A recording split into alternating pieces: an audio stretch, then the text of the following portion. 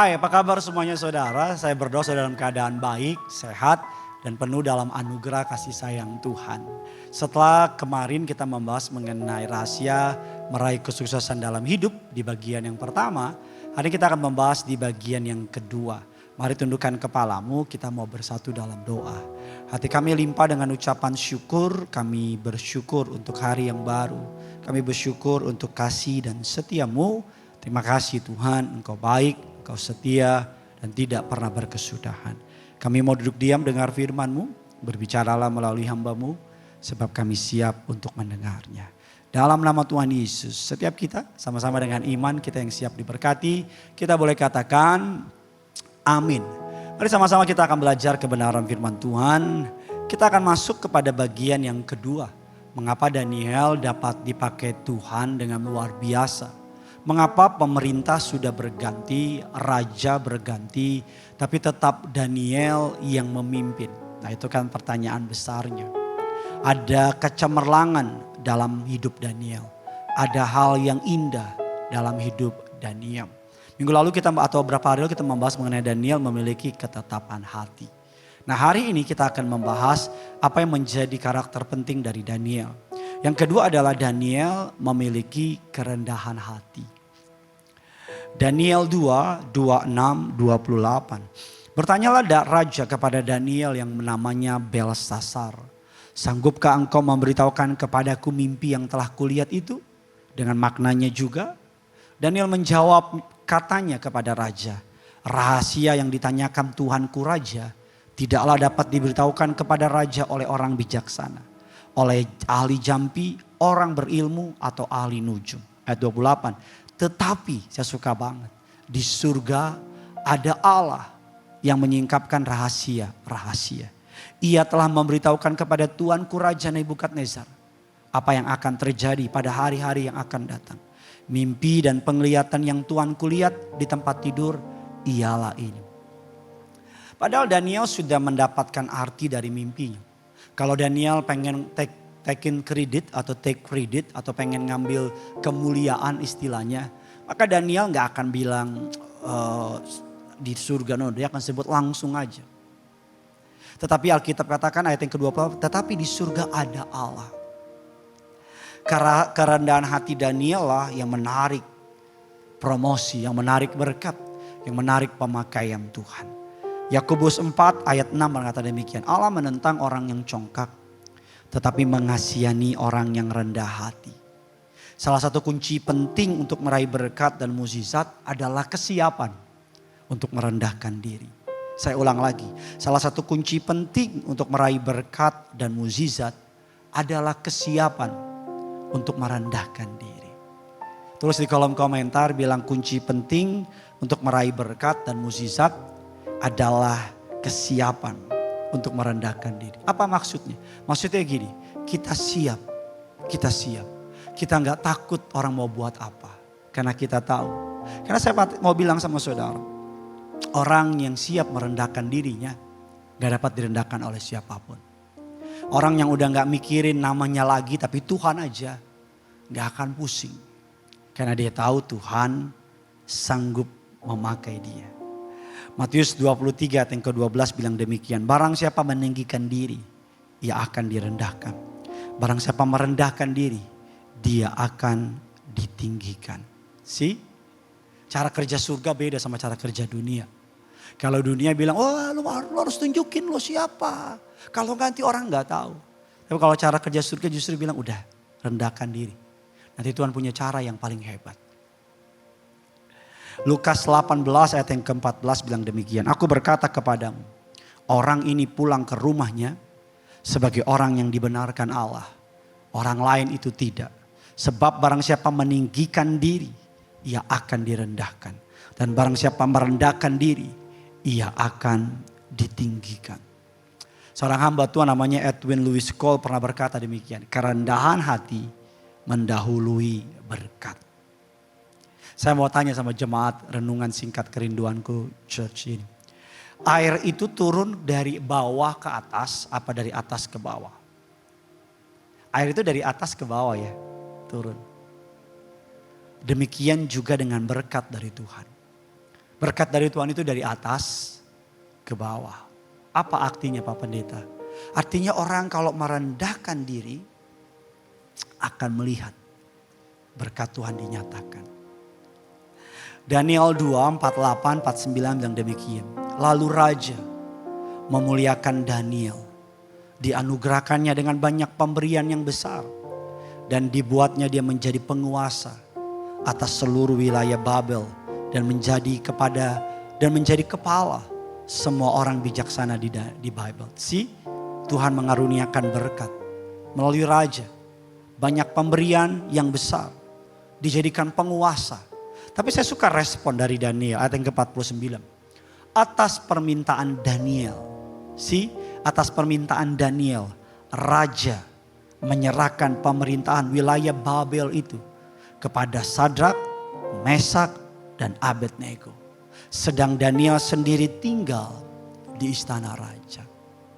Daniel gak norak sama kemuliaan.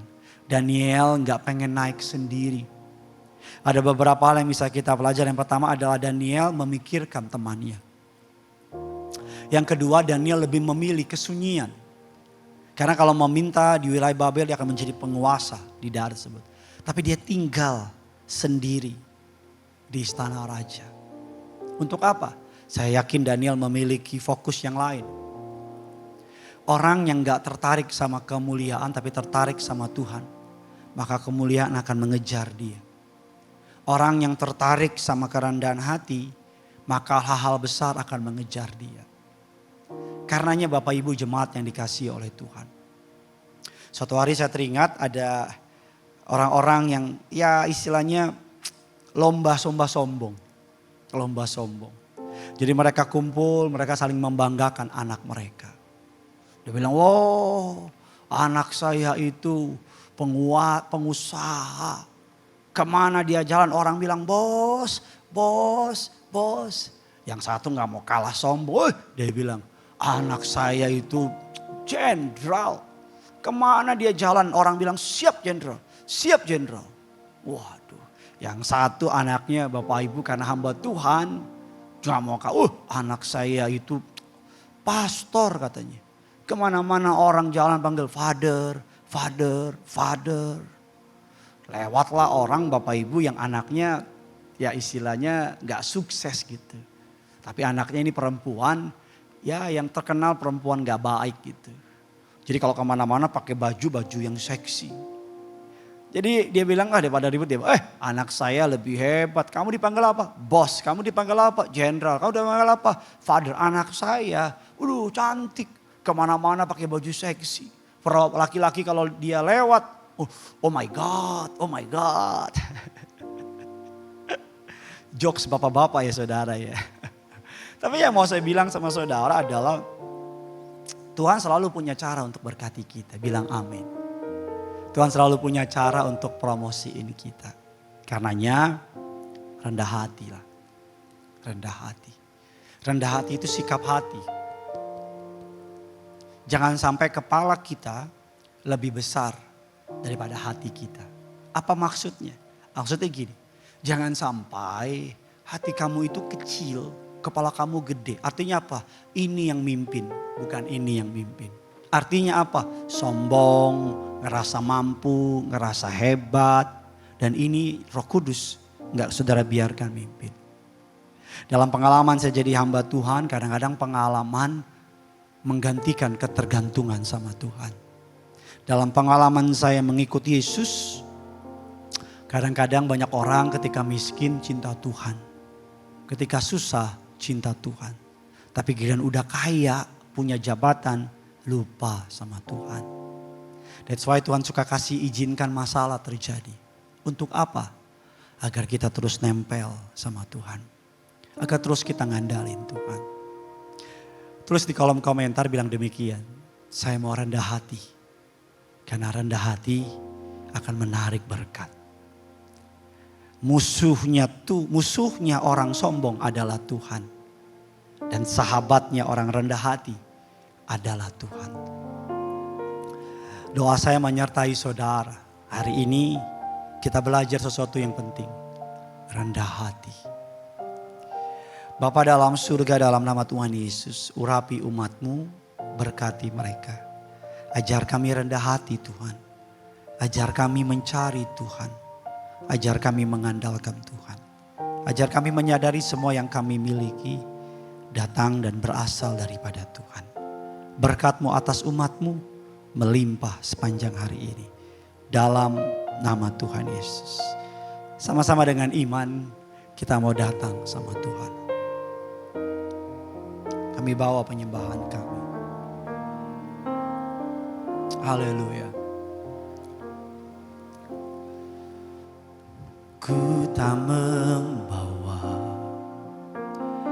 apapun juga saat ku datang ke dunia.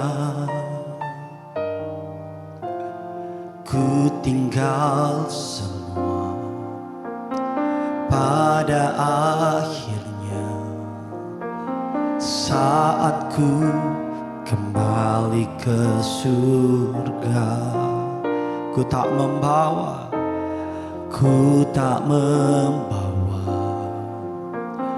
apapun juga saat ku datang ke dunia.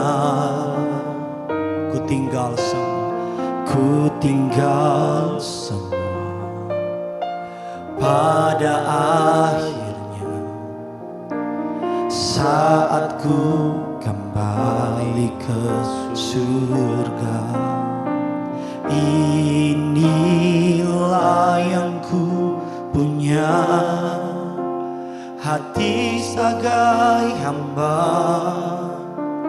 yang mau taat dan setia padamu Bapa, kemanapun ku bawa, hati yang menyembah dalam roh dan kebenaran sampai selamanya.